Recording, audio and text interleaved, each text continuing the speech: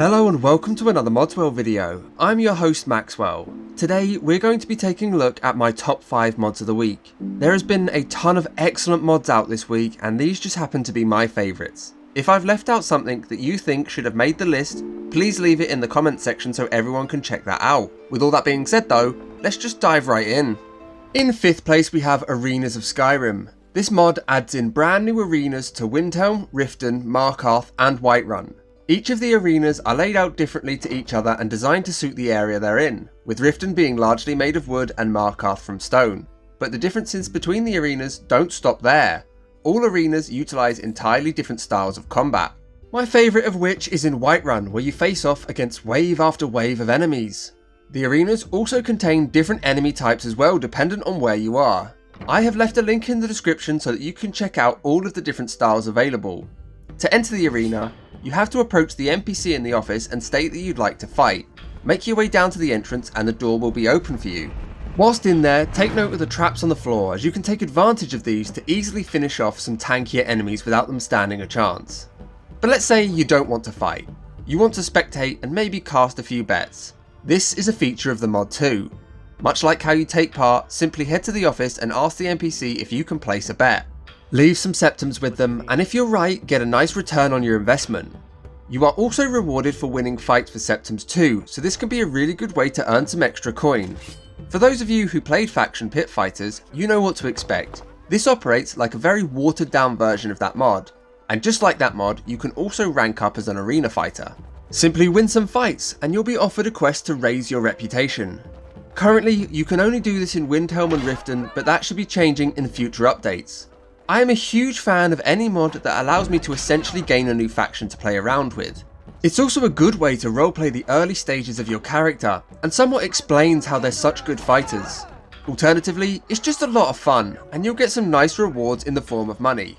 This kind of reminds me of playing Ratchet & Clank when I'd enter the Annihilation Nation, fighting my way through tons of different styled arenas. It's just a great way to stay sharp, test your weapons and of course level up.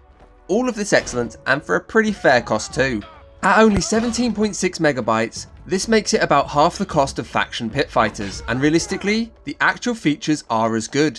The only real differences are the reward structures and more complete NPCs, but that is to be expected.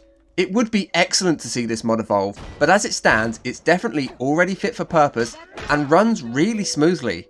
So let's move on to 4th, where we have LamiaEnemies. This mod adds in a brand new enemy type to the game, Lamias. These are hostile, water-dwelling creatures last seen in ESO. These beast folks, according to lore, reside all over Tamriel, but are usually found either in water or close by basking in the sun. They're known to be one of the larger of the mortal races, standing on a snake's tail with hominid torso and a snake's head. That makes them pretty domineering looking as a character. When it comes to this mod, all of this is still largely true. To find them, you'll have to walk the roads by the Carve River in the Reach, or by the Reach-Hafingar border, and they come in 4 variants. In this mod we get foot soldiers, battle callers, spell slingers and divas, all of which use flame, frost and electric attacks in different styles. There's also a unique enemy known as the Queen who stands out amongst the rest as the strongest, so be on the lookout for her. Alongside this, we get a brand new follower too, Zagsi, and I'm totally guessing on how to pronounce that, so leave your phonetic guesses in the comments below. This new follower will fight with fire magic and is really quite formidable. You'll find her in the Reach Windiri.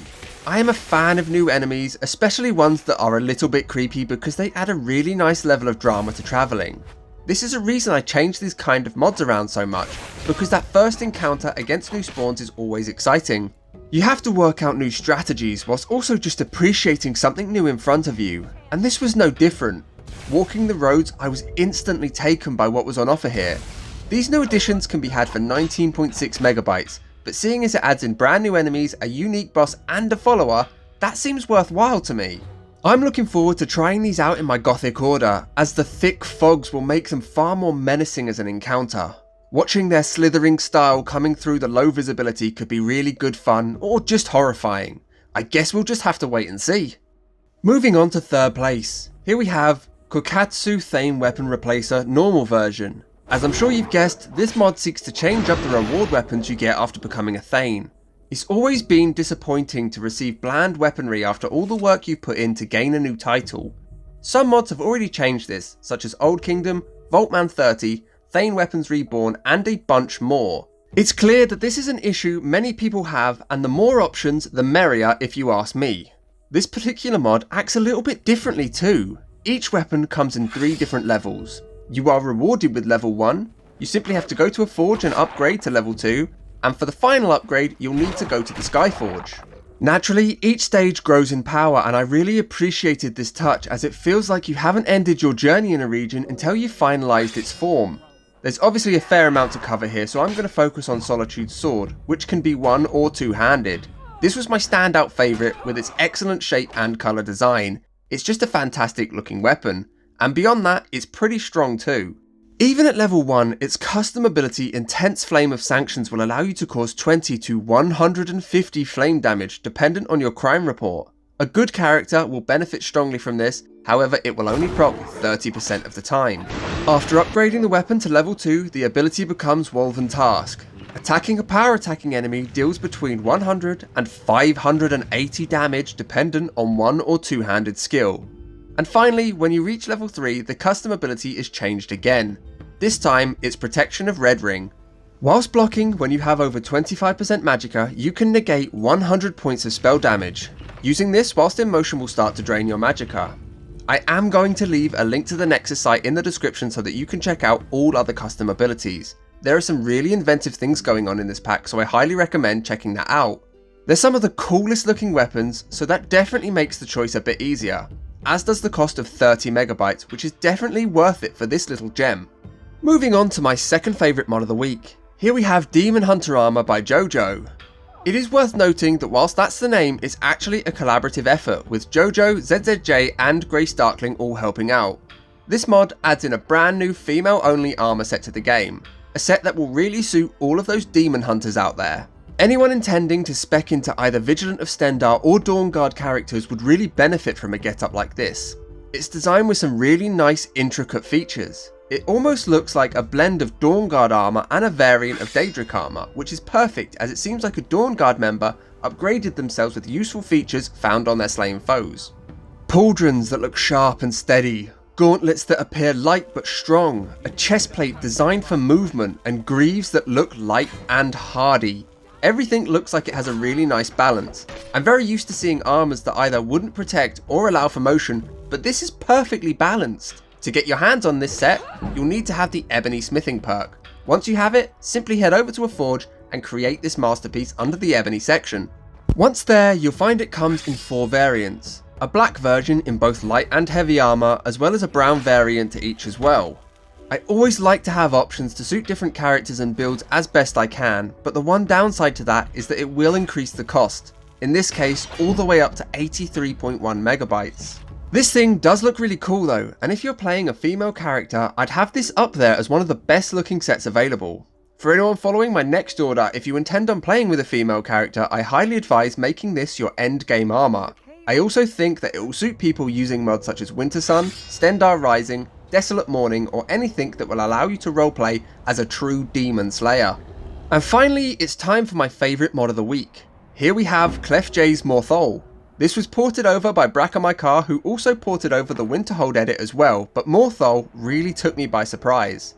ClefJ's Morthal is a complete rework of the entire city.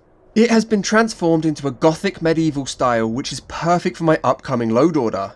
There have been guard towers and large stone walls added in, huge gates at each entry point as well as on the lake to allow boats to come and go but leave the town safe. You'll see spires reaching into the skies, brand new doors, decorations, thatchwork walls, and just wholesale changes to make this place look like something out of a medieval film. Morthal was once the capital of Skyrim, throne to the High King, but it's always been little more than a swamp town aesthetically. The great cities and JKs have done an excellent job of expanding upon the town and making it feel much more lived in, but this thing takes that to a whole other level.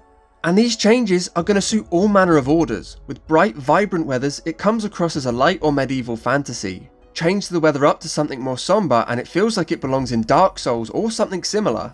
I'm excited to see if we get more changes like this. It's only been fairly recently that I've even gotten into using city edits. I used to avoid them for the sake of stability, but after trying I found that's really not too big of a problem. And now I've started, I just can't stop. And mods like this are going to make that even harder still. Not only are we talking lore friendly and immersive, but we also physically get more available to us here. New guards, general stores and a blacksmith to make this city somewhere worth calling home. And as it's only going to cost 16.1 megabytes, that can easily be made a reality in most people's orders. This shocked me. All these custom assets and such a low cost. I'd have happily used double the data for something like this. The attention to detail inside has been shocking.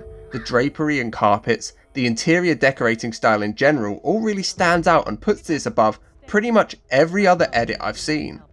There is only really one downside. The water has a pretty bad seam. I've tested it with every water and so far no luck. Fingers crossed that this will be fixed in a future update. And on that I am going to call it. To continue the conversation, come and join us over on the Discord channel. You'll find a link to that and everything else mentioned in the description below. I'd also really appreciate those likes, comments and of course subscriptions. They let me know that you want more content like this. They also help to push my work out further with YouTube's algorithm and help you catch up when I put new videos out, like my upcoming Gothic load order. But either way, thank you for watching and I hope to see you in the next one.